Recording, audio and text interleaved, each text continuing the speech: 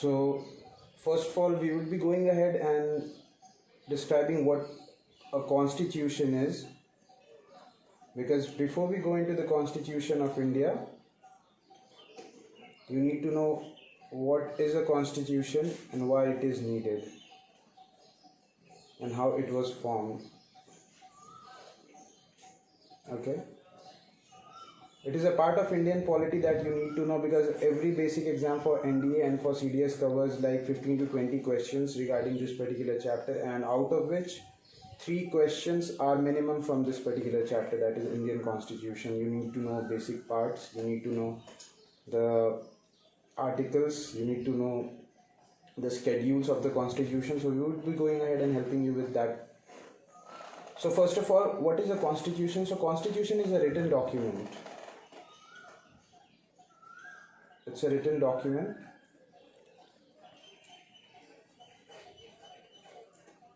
Now why it is needed?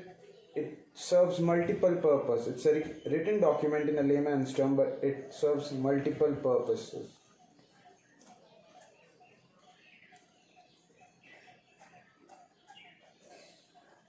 Now by multiple purposes, I mean one of its function that it serves is it allows minimum coordination.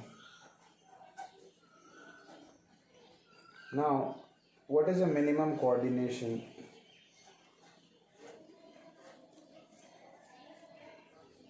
India particularly is a very diverse land with very diverse people, very diverse culture, following different castes, religions. So it's a very diverse culture, but everyone needs to follow to a certain basic minimum rules, minimum set of rules that everyone needs to follow.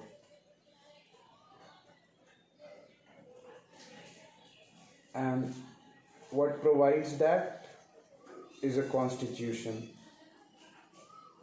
that everyone has agreed to follow. Now, second function that it provides is it specifies the power. Now, what is a power? By power, we mean division of power. Now, division of power is again a very broad term. So division of power between rule making, that is law making, who would make the laws, that is the legislature,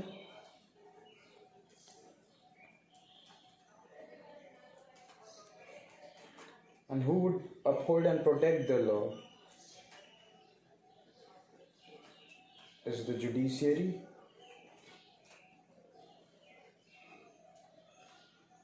And if there is any encroachment in the fundamental rights, we'll come into that as well. And then the executive. So basically, Constitution demarcates the power of various organs of a government.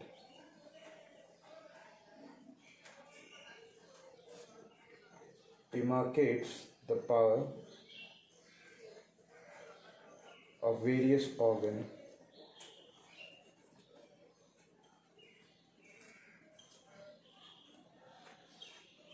Various organs of a government.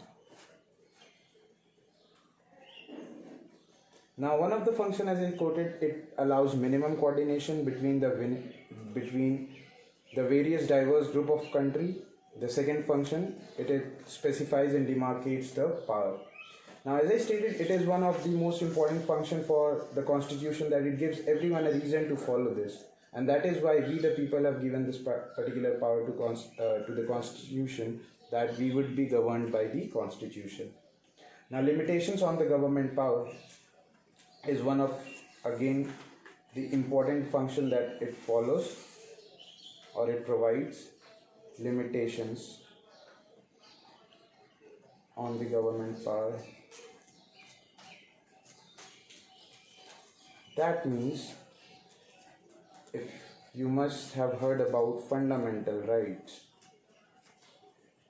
that is fundamental rights. Now, fundamental rights are such basic rights given to the citizen guaranteed by the Constitution. Minimum rights that the Constitution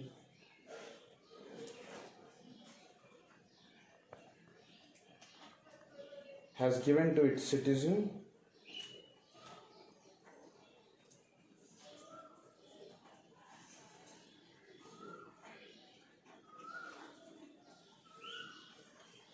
So basically, minimum rights that the Constitution has given to its citizen that the government would never trespass or surpass.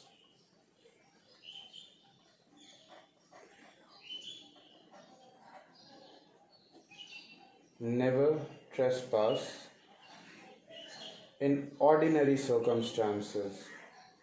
Now, what are extraordinary circumstances? We would come to that later. But in ordinary circumstances, these rights can never be trespassed by the government, by which we mean that the Constitution puts limitation on the government power. If they are engrossed, you can directly proceed to the judiciary to go ahead, and there is another process regarding that. You can go ahead to the judiciary and ask them to uphold the rights. They are the protector of the rights. So it puts limitation on the government power.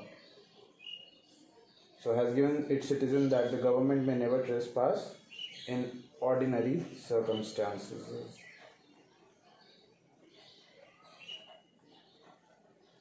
I hope till now it is clear.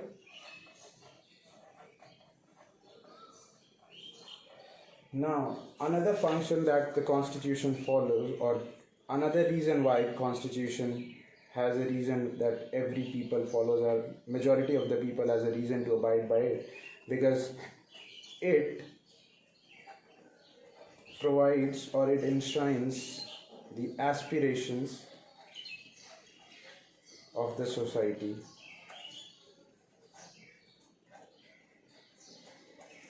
How an ideal society should be like, certain principle it should follow,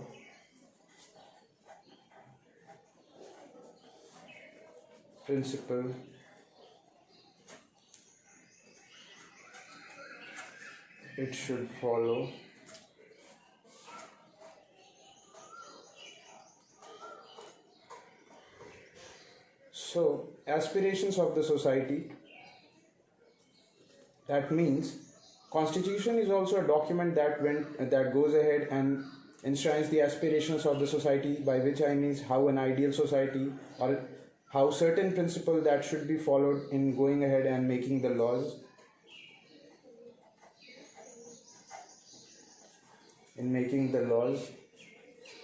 Now these are found in the directive principle. Directive principle, it is a part of our Constitution.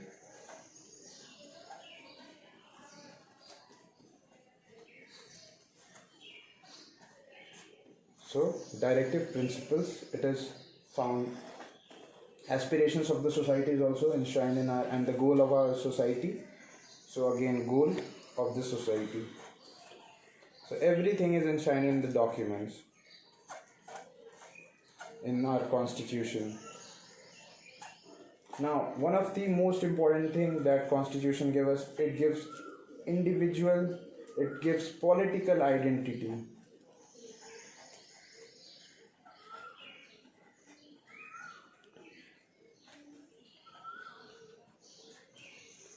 Now, what is political identity? Political identity over here, I mean, is that when you go ahead and speak about the political identity, that means once you agree to the Constitution, once you agree to a certain set of laws, you are no longer just what you suppose. My name is Abhishek. I won't be no longer Abhishek for the International Union. I will be going ahead and representing myself as an Indian. So when you go ahead and represent yourself as an Indian, it gives you a political identity of being an Indian.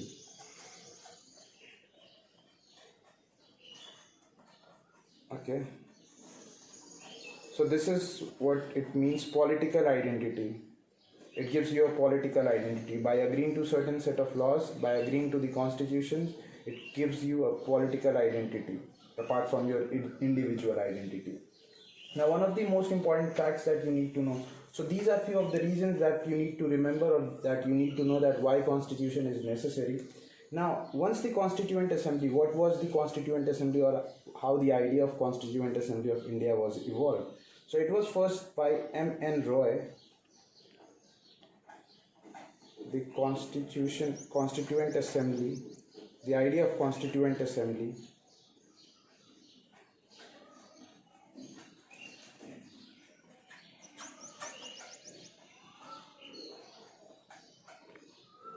was first propounded by M.N. Roy. So M.N. Roy was the one who propounded the idea of Constituent Assembly for India way back in 1934. Okay, so way back in 1934 he propounded the idea for Constituent Assembly, and he was one of the leading Communist Party of India leaders, M.N. Roy. Now, Indian National Congress, they gave the theory about, they first called for this Constituent Assembly for India in the year 1935. And then, amidst all the background of partition, it was Cripps mission and then the cabinet mission.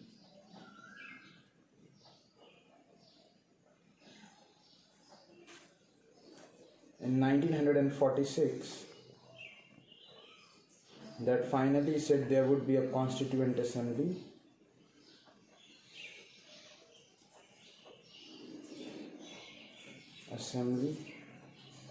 And further, this assembly would have 389 members.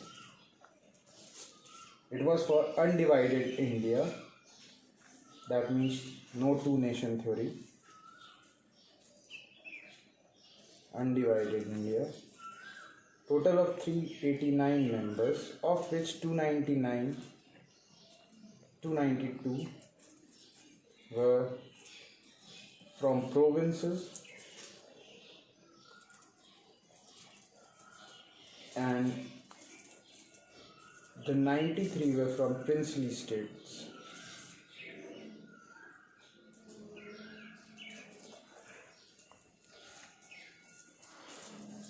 Though cabinet mission had different plans, but this was one of the idea that cabinet mission had for the Constituent Assembly of India. Now coming on to the main gist of Constituent Assembly, what it was. Now, Constituent Assembly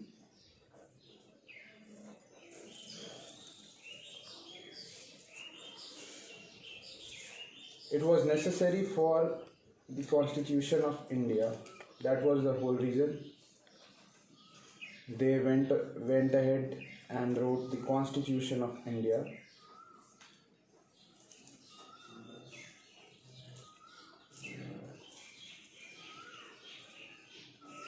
Now, B.R. Ambedkar was the chairman of drafting committee.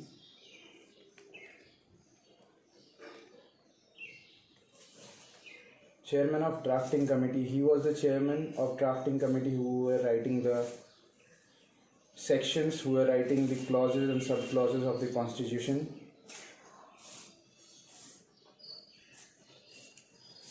Drafting committee. So basically he was the man, he was the brain behind the Constitution. And then it had 13 subcommittees.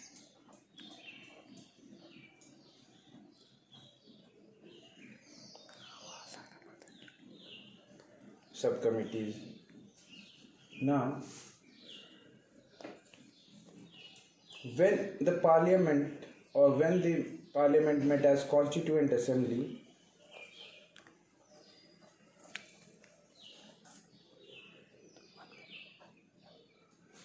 it was presided by Dr. Rajendra Prasad.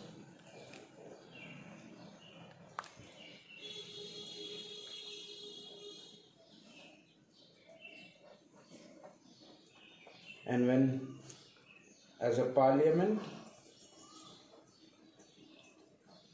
so it was headed by G.V. Malvankar.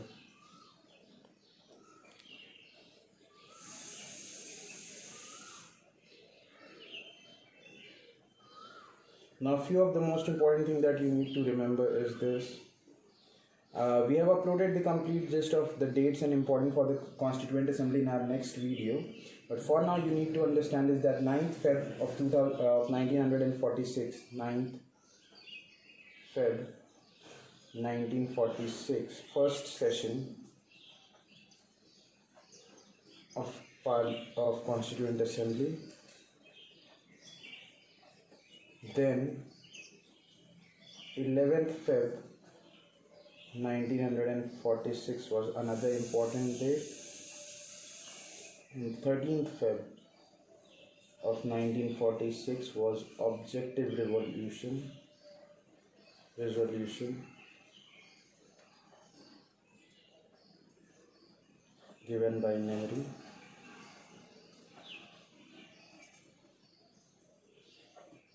Now, on 24th, this complete constitution writing process was finished by 24th of January 1950, by which I mean it was signed as well. And the number of initial members who signed it were 284 after the partition. And then 26th Jan 1950 was chosen just because it had a historical importance as Pune Swaraj Day.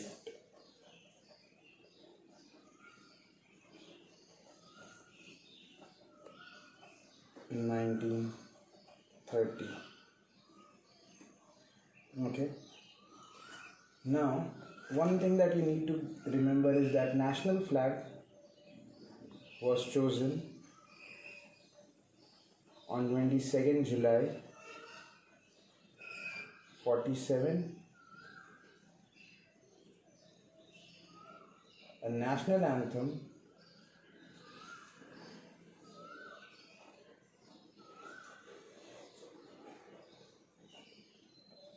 on January the 24th of 1950.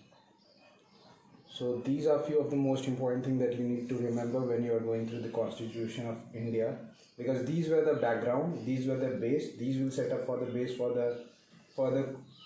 the chapters. And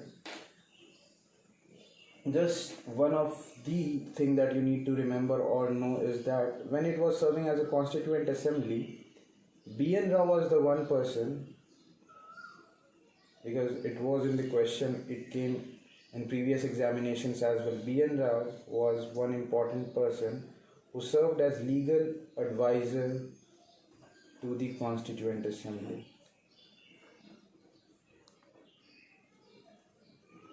So in this video basically we have covered why Constitution is necessary, okay, what is it that gives us so much power, that why every people is going ahead and why everyone finds a reason to agree to it, and how, and what was the backdrop of Indian Constitution. In the next video that we have described about, it would be described about on the Constitution itself.